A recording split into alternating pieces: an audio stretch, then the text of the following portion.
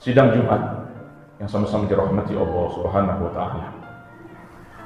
Hari ini kita diingatkan oleh Allah Subhanahu wa taala terkait bagaimana kita memupuk rasa cinta kita, kedekatan kita dengan baginda Rasulullah sallallahu alaihi wasallam. Karena seorang ulama mengatakan innad dunya mazra'atul akhirah. Dunia adalah tempat berladang, berkebun, bercocok tanam yang nantinya kita akan memanen hasilnya dan memetik buahnya kelak di akhirat. Dan sebaik-baik hal yang ditanam ketika kita berada di dunia, sebaik-baik hal yang kita kerjakan ketika kita masih hidup adalah memupuk rasa cinta kita kepada Rasulullah SAW. Karena pernah ada seseorang daripada sahabat Nabi SAW bertanya, "Ya Rasulullah, mata sa'ah?" Ya Rasulullah, kapan datangnya hari kiamat? Maka Nabi SAW menjawab, "Wa ma a'jadta laha?" Apa yang engkau persiapkan untuk menyongsong datangnya hari kiamat? Maka sahabat tersebut menjawab dengan lugasnya, dengan tegasnya, "Mali illa hubban." Aku tidak punya apa-apa kecuali dua cinta, hubbullah wa hubbu rasulih. Aku hanya punya cinta kepada Allah dan cinta kepada Rasulnya. Karena engkau telah bersabda ya Rasul, fa innal mar'ah ma'a man ahab. Karena seseorang kelak di akhirat, di hari kiamat akan dikumpulkan dengan yang dicintainya. Jikalau aku cinta kepada engkau ya Rasul, engkau di surga, maka tempatku pasti akan bersamamu. Inilah bagaimana pentingnya kita memupuk rasa cinta kita kepada Rasulullah SAW. Bagaimana kita memupuk rasa cinta kita dalam sanubari kita, keluarga kita, anak-anak kita, untuk bisa cinta kepada nabinya, baginda Rasulullah SAW. Kita mengkaji bagaimana sejarah kehidupan beliau, mendengarkan nasihat-nasihat, ceramah agama, menghadiri peringatan Maulid Nabi yang di dalamnya kita diingatkan bagaimana indahnya perangai Rasulullah sallallahu alaihi wasallam. Sidang Jumat yang sama-sama dirahmati Allah Subhanahu wa taala. Dunia adalah tempat kita beramal, yang tentunya ketika kita beramal kita merasakan lelah, letih, capek, sumpek, yang semua itu nanti akan dibayar oleh Allah Subhanahu wa taala dengan hal yang manis, yang indah, yang membuat kita bahagia kelak di akhirat.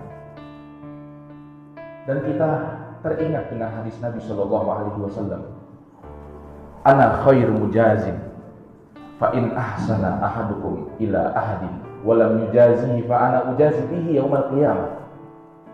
Aku adalah sebaik-baiknya seseorang yang berbalas budi. Jikalau ada dari kalian yang membuat satu kebaikan dan belum sempat dibalas di dunia, maka ketahuilah aku yang akan membalasnya kelak di akhirat. Jikalau yang semacam ini dikatakan oleh Nabi SAW kepada seseorang yang berbuat baik kepada orang lain, lantas bagaimana kalau kita yang berbuat baik, yang kita capek, yang kita lelah, yang kita letih karena Nabi Muhammad SAW? Pasti Nabi Muhammad akan membalas dengan hal yang terindah, yang terbaik, yang membuat kita akan senang, bahagia di akhirat. Maka dari itu Nabi SAW berpesan kepada kita. Sering beliau sampaikan dalam hadis-hadisnya, "Innama ana basyarum mithlukum." Aku ini manusia biasa, sama seperti kalian. Sering Nabi SAW mengulangi dalam hadisnya, "Aku hanyalah manusia seperti kalian." Apa maksud daripada perkataan beliau? Beliau mengatakan, aku manusia seperti kalian. Sebagaimana kalian merasakan sedih, aku juga merasakan sedih. Sebagaimana kalian merasakan emosional, marah, kecewa, aku juga bisa merasakan hal yang demikian. Dan sebagaimana kalian bisa punya cita-cita, harapan, dambaan yang diinginkan, aku pun punya harapan, aku punya cita-cita. Apa cita-cita Nabi Muhammad SAW?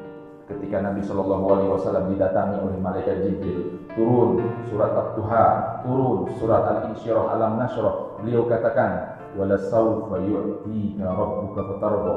Muhammad, mintalah apa yang kau minta, maka Allah akan mengabulkan permintaanmu.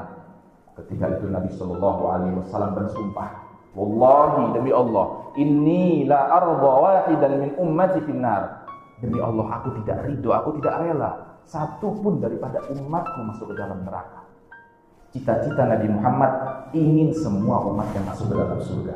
Tugas kita merealisasikan tanggung jawab ini, bagaimana umat Nabi Shallallahu Alaihi Wasallam semuanya berada dalam surga. Semuanya punya tanggung jawab.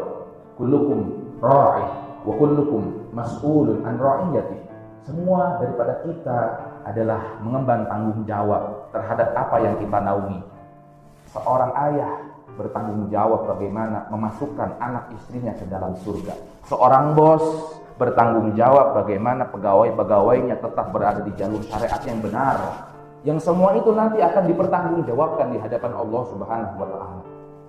Maka saya punya guru Al-Habib Hasan bin Ahmad Baharun. Beliau mengatakan, siapa orang yang berada di barisan terdepan ingin mewujudkan cita-cita Nabi Muhammad SAW, dia mau lelah, dia mau capek, dia mau letih, mengorbankan hartanya, mengorbankan tenaganya, mengorbankan pikirannya demi untuk berjuang menjadikan semua umat Nabi SAW masuk ke dalam surga, maka pastikan orang ini akan mendapatkan tempat di hatinya Nabi Muhammad SAW. Karena itulah yang kita harapkan kelak di akhirat. Di saat kita tidak ada tumpuan, di saat kita tidak ada lagi pegangan, di saat kita sendiri-sendiri, nafsi-nafsi, ketika di akhirat tidak ada yang menolong kita, pada saat itulah Nabi SAW yang akan datang kepada umatnya membawakan syafaatul uzma. Bagaimana kita bisa mendapatkan hal demikian kalau kita tidak berjuang untuk mendapatkan cintanya Nabi Muhammad SAW? Sidang Jumat yang sama-sama dirahmati Allah Subhanahu wa Ta'ala, termasuk dari apa yang diajarkan oleh Nabi Shallallahu Alaihi Wasallam, berjuang untuk menyelamatkan semua umatnya masuk ke dalam surga adalah jangan kita pilih-pilih dalam membantu menolong saudara kita. Pernah satu ketika Nabi Shallallahu Alaihi Wasallam itu melihat seorang budak di pasar yang kebingungan. Dihampiri oleh Nabi Shallallahu Alaihi Wasallam, kenapa engkau bingung? Maka budak itu mengatakan, ya Rasulullah, saya punya uang diberikan oleh tuan saya, majikan saya sebanyak 4 dinar hilang. Saya bingung mau pulang, takut tuan saya marah. Maka Nabi Shallallahu Alaihi Wasallam tidak pandang bulu, budak ditolongnya. Kebetulan di koceknya Nabi ada uang senilai 4 dinar, diberikanlah kepada budak itu. Kemudian sang budak masih saja dalam kebingungan, dia belum mau pulang. Ditanya oleh Nabi Shallallahu Alaihi Wasallam, kenapa kau belum juga pulang? Maka budak mengatakan, aku takut, gara-gara aku terlambat nanti tuanku marah kepadaku. Kalau begitu aku akan temani engkau pulang ke rumahmu. Di mana rumahmu? Ya Rasulullah, rumahku jauh di luar kota Madinah. Tidak apa-apa, aku akan menemani engkau sampai ke rumahmu dan aku akan memberikan engkau syafaat agar tuanmu tidak memarahimu. Kata ulama, Nabi Shallallahu Alaihi Wasallam takut umatnya, budaknya dimarahi oleh tuannya, majikannya. Lalu bagaimana? Apakah Rasulullah khawatirnya Rasulullah ketika satu daripada umatnya masuk ke dalam neraka? Di antaranya oleh Rasul Shallallahu Alaihi Wasallam budak ini pulang ke rumahnya. Tuannya, majikan budak ini melihat dari kejauhan Nabi Shallallahu Alaihi Wasallam membarengi budak ini pulang. Dia bergegas, dia bersiap-siap, ada Rasulullah mau datang dari jauh. Dia masuk ke dalam rumahnya, dia pintunya ditutup. Dia kabarkan kepada keluarganya, Nabi akan datang ke rumah kita. Ketika mendekat Nabi sampai ke rumahnya, diketok pintunya, Assalamualaikum, tidak ada jawaban. Salam kedua, Assalamualaikum, tidak ada jawaban. Kemudian salam ketiga diucapkan, Assalamualaikum, barulah dibuka pintunya, dijawab, Waalaikumsalam. Ya Rasulullah, gerangan apa yang membuat engkau datang kemari? Jauh-jauh engkau dari kota Madinah datang ke rumahku. Apa yang engkau inginkan?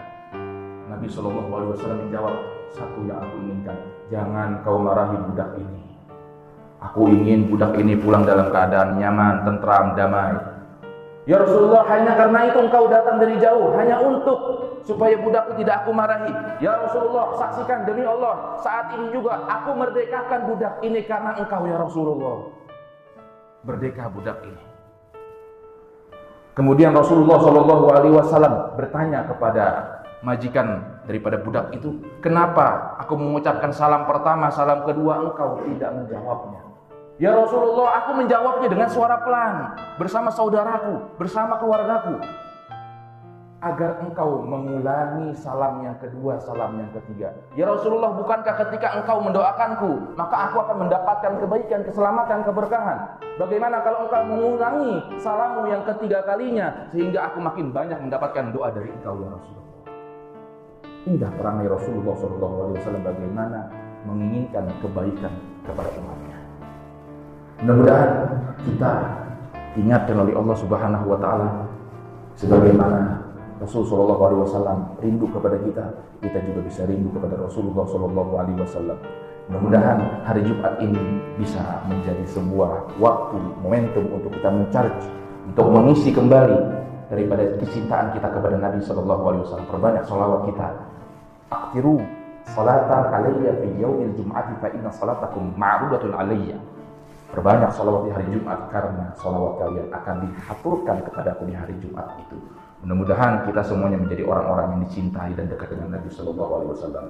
Inna ahsanal kalamullahi wal kalam. Allah Subhanahu wa ta'ala yaqul wa bi qawlihi ya'tadil mu'tadun wa idza quri'al Qur'an fastami'u lahu wa ansitu la'allakum turhamun. A'udzu billahi minasyaitonir rajim. Bismillahirrahmanirrahim.